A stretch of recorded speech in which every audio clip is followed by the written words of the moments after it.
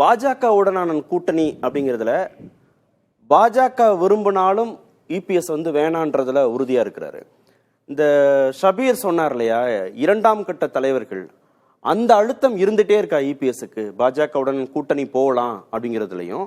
ஏன்னா இந்த நெக்ஸஸ் குறித்து சொல்லிட்டே இருக்கார்ல, பத்திரிகையாளர்கள் எல்லாருமே சொல்றாங்க, திரு ஷபீர் கூட சொன்னார், நம்மோட தலைமைக்கு ஏதோன்னு ஆபத்து வந்துருமோனா அது திரு ஓபிஎஸ் ஆல, திருமிகு சசிகலானால, திரு டிடிவினால, இல்ல இரண்டாம் கட்ட தலைவர்கள்னால. இந்த அச்சம் இருந்துட்டே இருக்கா திரு இபிஎஸ்க்கு? பாஜக இப்ப சமீபத்தில் என்ன செய்யறாங்கன்னா, இந்த பொதுக்குழு உறுப்பினர்கள், சட்டமன்ற உறுப்பினர்கள் குறிப்பா கிட்டத்தட்ட ஒரு 40 சட்டமன்ற உறுப்பினர்கள் மனதளவுல பிஜேபி கூட்டணி இல்லைன்னா இந்த முறை நம்ம திரும்ப ஜெயிக்க முடியாது.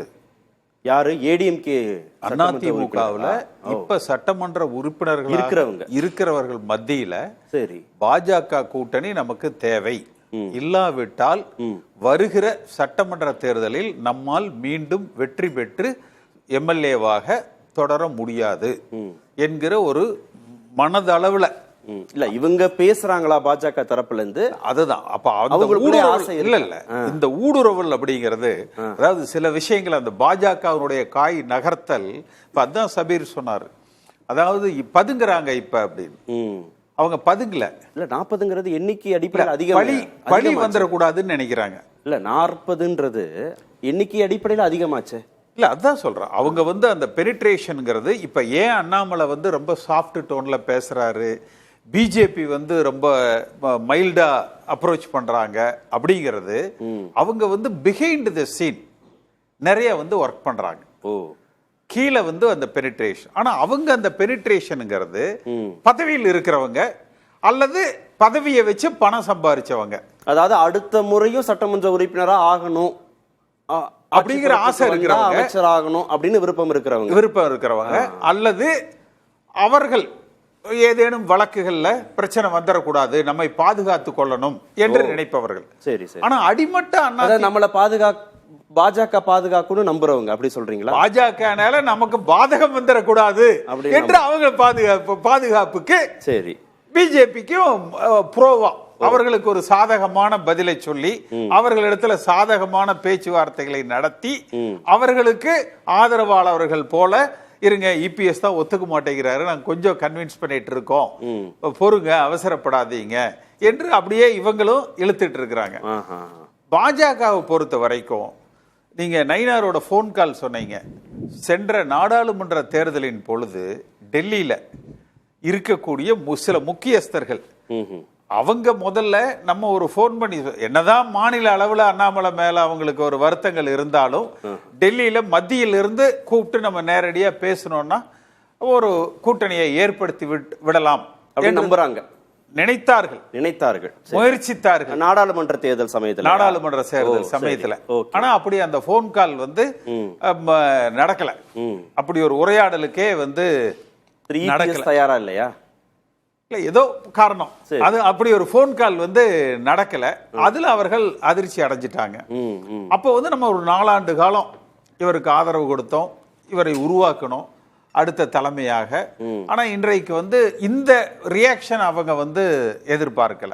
ஆனா பாஜக எப்பவுமே நேரடியா அடிக்க மாட்டாங்க, அந்த மறைமுகம் தான் இந்த பெனிட்ரேஷன் இப்ப.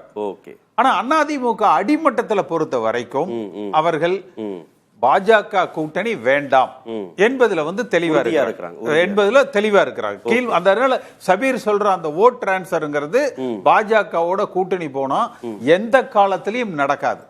ஏன்னா அடிமட்ட அண்ணாத்து அதுல இபிஎஸ்ஏ அறிவிக்கிறாரு பாஜகவுடன் கூட்டணின்னு சொன்னாலும் அந்த ஓட் டிரான்ஸ்ஃபர் சொன்னாலும் நடக்காது. அதை எப்படி இப்ப செக் வைக்கிறாங்கன்னா, இபிஎஸ் என்ன நினைக்கிறாரு, விஜய் தன்னோட கூட்டணிக்கு வந்து விடுவார் என்று முழுமையாக நம்புகிறார். அதற்கு முதல் முயற்சியில அவர் இருக்கிறார். அதனால பாஜக வேணான்ற முடிவுல உறுதியா இருக்கிறாரு. அதனால பிஜேபி தேவையில்லை, இது வந்துட்டா போதும். ஆனா பாஜகவும் அவர்களுக்கு வேண்டிய இங்க உள்ள வேலை செய்யறவங்க என்ன நினைக்கிறாங்கன்னா, சரிண்ணே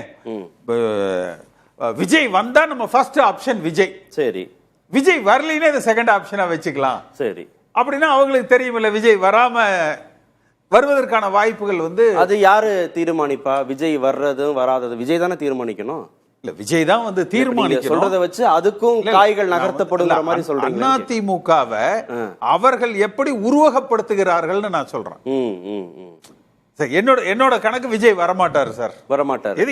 இது வந்து என்னோட அசஸ்மெண்ட். அப்ப செகண்ட் லெவல் லீடர்ஸ்க்கு வந்து அந்த நம்பிக்கை இவங்க என்ன நினைக்கிறாங்கன்னா, அது விஜய் வரலன்னா நம்ம இது ஒரு ஆப்ஷனா வச்சுக்கலாம். எந்த அலையன்ஸ் இல்லாம அவங்க they are preparing the ground. சரி, ஓகே.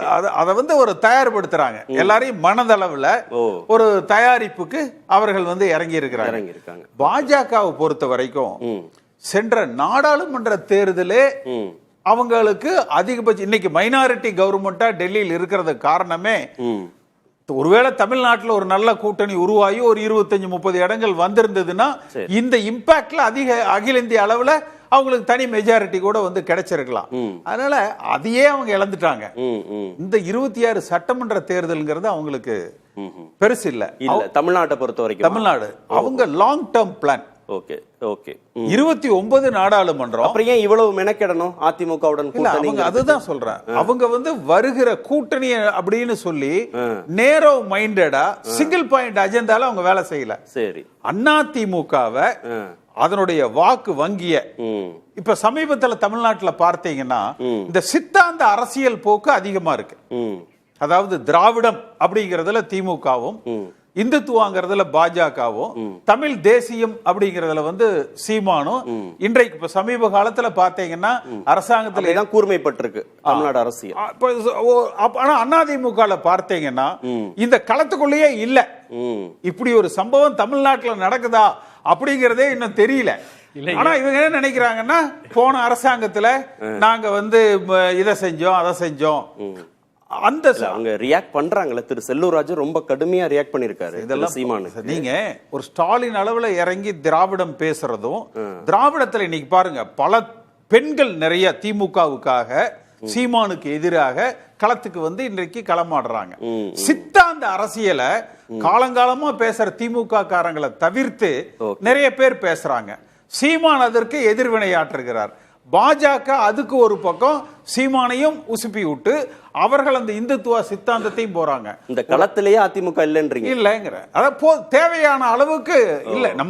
நம்ம மெயின் பிளேயர் சார். சரி, அதாவது எம்ஜிஆரும் ஜெயலலிதாவும் என்ன நினைச்சாங்க, சித்தாந்த அரசியலை திராவிட கட்சியாக முன்னெடுத்தாங்க. சரி, இவங்க என்ன நினைக்கிறாங்கன்னா, நம்ம அரசாங்கத்துல நல்ல காரியங்கள் செஞ்சிருக்கிறோம்னா அது அதிகாரிகள்.